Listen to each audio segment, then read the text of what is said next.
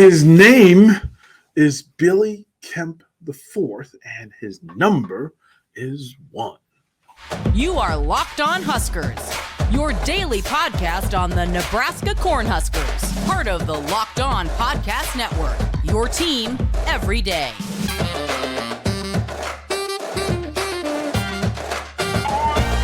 Hey gang, DP here, Locked On Huskers. Thank you for making Locked On Huskers your first watch and listen of the weekend. We ready for you. We're going to have a good one here as we talk about the offense and the Huskers and what's going on. But first, if you would please, let Mark Onweiler tell you about eBay Motors. Thank you, DP. This episode of Locked On Huskers is brought to you by eBay Motors. For a championship team, it's all about making sure every player is a perfect fit. It's the same when it comes to your vehicle. Every part needs to fit just right. So the next time you need parts and accessories, head to eBay Motors. With eBay Guaranteed Fit, you can be sure every part you need fits right the first time around. Just add your ride to My Garage and look for the green check to know the part will fit or your money back. Because just like in sports, confidence is the name of the game when you shop on eBay Motors. And with over 122 million parts to choose from, you'll be back in the game in no time. After all, it's easy to bring home a win when the right parts are guaranteed. Get the right parts, the right fit, and the right prices on ebaymotors.com. Let's ride! eBay Guaranteed Fit only available to U.S. customers. Eligible items only. Exclusions apply. DP, back to you. Thank you, kind sir. Mr. Onweiler, you are appreciated, sir. And again, as I mentioned, thank you for making us the first watch and listen. And this, hopefully you're having a great Husker weekend. If you would, please, if you have not subscribed, please do. If you haven't, take a moment, get it done. If you already have, we appreciate you. Thank you very much. It is appreciated. Leave your comments down in the comment section if you would, please. Mere weeks away from August 31st. And on this episode, I want to dance a little bit on what's happening on the offensive side of the ball. And I wanted to start with single-digit numbers. And weeks ago, I kind of said if I was going to spotlight certain players, and that spotlight list will change. It'll be different now than it is August 30th. But the spotlight, we spotlighted several players that we said keep your eyes on. We gave permission for you to raise your expectation of them and for them. And one of those players was the wide receiver, the flanker, the pass catcher from Virginia, Billy Kemp IV. And of all the players on this roster, the highest level of high-level collegiate success belonged to Billy Kemp IV. What do I mean by that? He has a 60-catch season under his belt at Virginia. He also has a 70-catch season under his belt at the University of Virginia. Nobody else on this roster can say that. As a matter of fact, I would almost wager that Billy Kemp has more catches at the Power 5 level than the rest of the roster combined. And what he's earned, one, smart, high IQ player. You don't go down to Charlottesville, you don't get in, no matter what kind of football player you are, if you don't have the academics and the high IQ. And then to be a possession receiver, the safeguard, the safety valve, the go-to, the chain mover, the possession guy, the energy guy, the team leader, all of those things wrapped up in a tiny 5'7" frame. And I'll give you 5'7", Billy. We'll talk about it later. I'll let you tell the story. But what's required of us as spectators and fans is to give respect for somebody that comes into a new situation and makes themselves vital, important, seen, put out front, being the head and not the tail.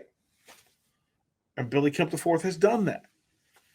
He's done that. And how do we know he's done that? And we're speaking about what we know. What we know is that the single-digit jerseys were only going to be passed along to people of quality, people of work, people of consistency, people of standard.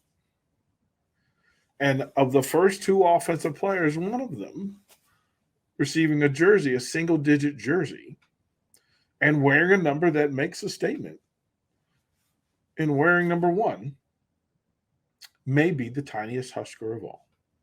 I think it's a battle between him and Hartzog. We're going to need them side by side at some point, just to kind of see what that is. But we get caught up in height, weight, 40s, etc.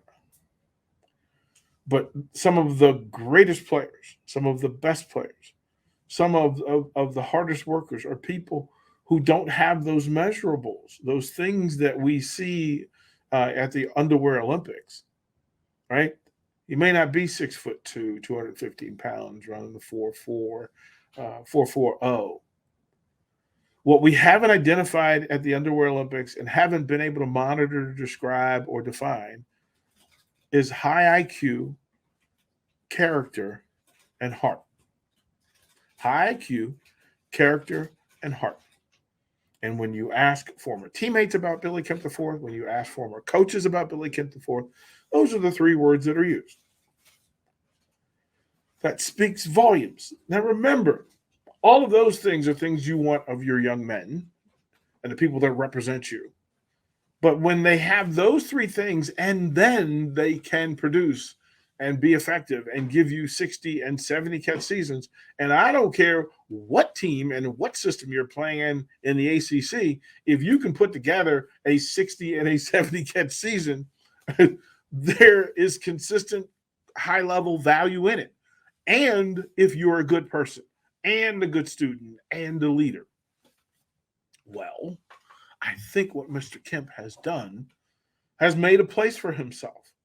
And Husker fans start to pay attention. They did, in fact, announce that Billy Kemp leads the way when it comes to punt return and probably be leading the competition to be the punt returner. I would not be surprised if he and or another receiver end up back there on kick returns. If I was going to throw my hat in the ring now to make a suggestion, I would almost bet that it's Xavier Betts. And we'll have another conversation about those 2 players, because when we talk about the offensive group and the depth chart and how we think it'll play out, and again, we will full transparency, not to say that we know how they're going to line up, but how we project them to based on what we see and what we think. And again, listen, Marcus Satterfield has seen way more than we have, so whatever he decides, good on you. But at least we'll lay out some of the players who are in the conversation and give details as to why. But among those folks is Billy Kemp IV.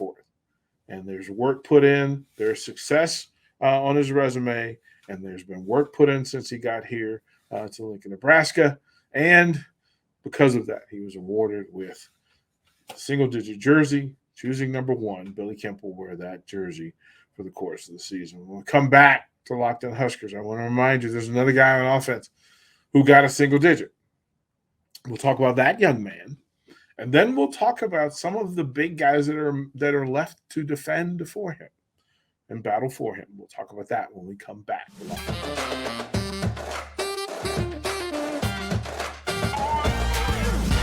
Thank you very much once again.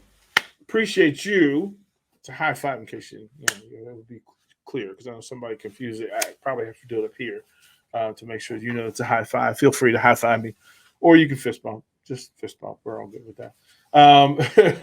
Greatly appreciate you hanging out with me for another episode of Locked On Huskers. And as we were talking about offense, we talked about Billy Kemp before. The biggest story offensively has to be Jeff Sims and the work that he's put in and the presence that he carries and has put into play here in Lincoln, Nebraska. Now, the Georgia Tech transfer was the choice of Marcus Satterfield and Matt Rhule. Casey Thompson is gone. Logan Smothers is gone. Tubman Purdy is still here, but sitting on high at the top of the heap and then receiving a single-digit jersey, which again is about the work, the standard, the quality, is Jeff Sims. And Jeff Sims chose number 7. And that's a statement that in a short period of time here in Lincoln, Nebraska, Jeff Sims has not only come in as the quarterback of name and renown, but he's the leader. He has been the presence. He has been impactful in how the work is being done. There hasn't been a day gone by in the week where there isn't a picture of a private conversation or a public conversation between Jeff Sims and his receivers. More times than not, it's Marcus Washington and Billy Kemp. And that speaks volumes to me. Volumes. I can tell you from personal experience and personal relationship that Jeff Sims, in his newfound place in Lincoln, Nebraska, with the quarterback position comes responsibility and access and focus. And through NIL, Jeff Sims has been made offers abundantly from across the landscape, whether it's agriculture, whether it's restaurants, whether it's it's businesses themselves. What's happened is Jeff Sims has become a star person. He's become a star factor in Lincoln. What I can tell you about that is that he has always, in every one of those situations or circumstances where he was approached about reaping some benefit for his name, image, and likeness, what that young man, what that leader has said is, that's wonderful, thank you. I just want to make sure that my teammates also receive some benefit for this. And whether it's directly or him taking care of them because of his abundance, Jeff Sims has made a statement out loud that it's not just about him and it's not just about reaping the benefit and the awards. Jeff Sims is about team. He is about his guys. And he has said, listen, if I'm doing well, they are doing well. If they're doing well, I'm doing well. There's nothing more to it than that. And I know that he has turned down some NIL deals because there weren't caveats in it for teammates. But he speaks for them, of them, about them in the highest of terms. And as a leader, as now the confirmed leader, or one of the confirmed leader of this football team, Jeff Sims has not only been capable of the responsibility of leading his team, he has accepted the responsibility of leading his team. He has said, I'm going to be active in leading this team. And then I'm going to be consistent in leading this team. And so for Jeff Sims to receive the single-digit jersey, it is a statement out loud. Bravo. Bravo. Now, the other side, Isaac Gifford from the Rover on defense, he received a single digit. And I would imagine that's probably why that on several depth charts around the country and maybe even within the hallways of Memorial Stadium, that Isaac Gifford might be the front runner for the Rover position. Work shows up. Character shows up. Integrity shows up. Consistency shows up. And those things have been attached to Isaac Gifford, and as the North Star and as a standard for Nebraska football going into August 31st. So it's good to know Isaac Gifford gets a single digit. He chose number 2, and then there's the captain, Luke Reimer. And single digit, we're not surprised. We can't be surprised. We should be cheering loudly. I did ask the question if Nick Henrich was going to be the first single-digit. Like, I thought from all the conversations we've had about Nick Henrich in the course of the offseason and the work that's put in the standard and the quality of work put in, and his want and desire to fight through previous injuries, his ability to lead, his leading in film study, his leading in getting folks fired up, and the energy and being on time and in the right place and knowing what's coming next. All those things were forwarded and pointed to Nick Henrich as the guy who's responsible for making it all go and making it all work. But the 4 that were chosen, Jeff Sims, Billy Kemp IV, Isaac Gifford, Luke Reimers, all chosen. Those are the first 4. There will be more coming. I did ask the question yesterday. I'll ask it to you, and you can tell me your opinions on whether this is an overblown, overdone feature for the Huskers. But I'll also ask, does that mean an offensive lineman cannot be one of the single-digit guys? Can they not be chosen as that sort of example of leadership and goodness and quality? I don't know. I don't think I've ever seen an offensive player. Maybe Jim Otto with 00, but maybe O is in the water for Scott. I don't know. I don't know if that's possible. I don't know. But again, if I don't know, I say I don't know. I'm looking forward to finding out who the other members of the single digit club will be, whether there'll be some ceremony, whether there'll be some conflict of interest, some competition for who gets those single digits. I would imagine a couple of those are in the secondary, maybe another linebacker, but we will see.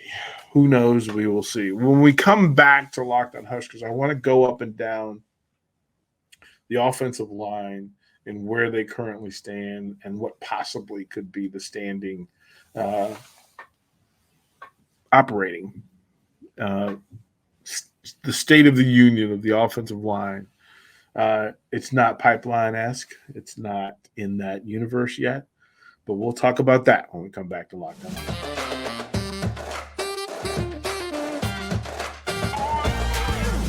Hey, gang, thank you for making Locked On Huskers your first watch and listen each and every single day. Derrick Pearson, at Derrick Pearson. That's an easy thing to do. At Derrick Pearson. Easy to follow. You can find me. You can also put comments down in the comment section as well. You can put them in the chat at YouTube as well. All of those are possible, whatever way you want to get through it. We'll close out this one. We're talking about one. You have the reported injury, Teddy Prohaska, again going through the process, and this has been consistent, and it has been a thing. One of the things that has Nebraska fans in their feelings because there's so much hype put around Teddy Prohaska and what he could mean to Nebraska offensively. Impressive physically, massive man, superbly athletic. But then, can he stay healthy and be on the field for his teammates? And listen, in case you haven't noticed, in the Big Ten, there are a lot of angry, nasty, athletic defensive ends on the right side who like to pony up and find them a weak lamb at left tackle and abuse quarterbacks in the Big Ten Conference. So you better have a monster out there. You better have somebody that can throw hands. We hope that it's Teddy Prohaska. It appears that on the short term that it's not. Because of that, then the musical chairs start to begin on the offensive line and in that group with Scott at center, Piper at one guard, probably Nori has some physical issues going on, some things going on. Nash Hutmacher at another guard position with Ben Hart and Corcoran back at the tackles. And I apologize in advance because I know that the moment you say Ben Hart and Corcoran at the two tackles for Nebraska, there are some fans that are going to have a visceral reaction. It is, oh my goodness, are we doing this again? Maybe this is the year that it all comes clean and clear and focused for those two. Wouldn't it be spectacular? And yes, I would clearly say that this team is better with Prohaska at left tackle or even at right tackle, whatever way you need to do it. But getting this offensive line healthy is paramount to this team's offensive success this season. An injured front group in the Big Ten Conference, man, that is sharks to chud. And if you don't understand what's going to happen, if you can't, listen, if you like your quarterback and you like your running backs and you like your receivers, but you're back there running for your life and you can't protect them, the Big Ten Conference is the wrong place for it because they will eat. They will eat. And this team's success can be, look, at the top of the list of the pyramid of things that have to be good offensive line play is at the top of the list for what has to be good for Nebraska football to have some success in this season. The wide receiver position is so unique and wild and fluid. I've bounced back and forth between, okay, Marcus Washington is wide receiver 1A, Billy Kemp at 1B. From a talent standpoint, Xavier Betts is the third receiver with Isaiah Garcia Castaneda as receiver 4. And that could change because Marcus Fleeks could get himself back in shape and get himself back in the rotation and win the trust of the coaches and the players, win that back. At tight end, we just don't know. I would imagine that Nate Borkature is receiver 1, is tight end 1. Still you don't know about the eligibility of Rick Gilbert. We're not sure. We haven't seen Thomas Finoni make it through an entire season healthy, so I don't know if you can count on him or not. But there's a lot of questions about the offense for Nebraska. Now, Marcus Satterfield fixes a lot of ills. He can get the right people into space. You don't have to be the most gifted athletic people on the planet to be successful in his system. And Jeff Sims can erase a whole lot of things that can go wrong. You don't want him to. It's not preferred, but it may absolutely be necessary. And then the run game. And I just have to say this. Next episode next week, we're going to talk about the Nebraska run game and all the bells and whistles, all the things of importance, and really the priority and focus of this offensive football team will be their ability to run the football and be effective in it, consistent in it, and efficient. But we'll talk about that next week. In the meanwhile, thank you for making Locked On Huskers your first watch and listen every single day. We appreciate you. We'll close with the 3 words that we love so much. Go Big Red.